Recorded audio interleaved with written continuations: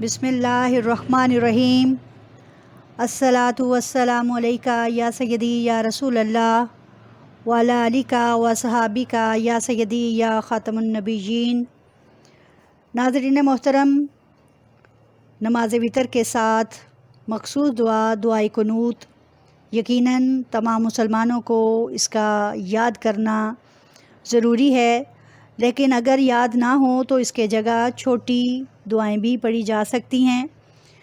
دعائے قنوت کے الفاظ کچھ یوں ہیں: اللہم انا نستعینک ونستغفرک ونؤمن بک ونتوکل علیک ونثنی علیک الخیر ونشکرک ولا نکفرک ونخلع ونترک من یفجرک۔ اللہم ایاک نعبد ولک نصلی ونسجد وإلیک نسعی ونعبد ونرجو رحمتک ونخشى عذابک ان عذابک بالکفار ملحق۔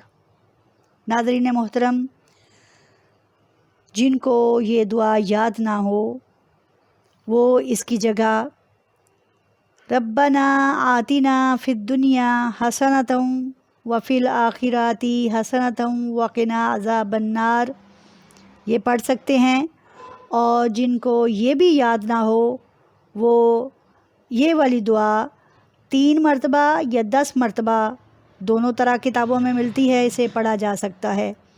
اللہم اغفر لی، اللہم اغفر لی، اللہم اغفر لی۔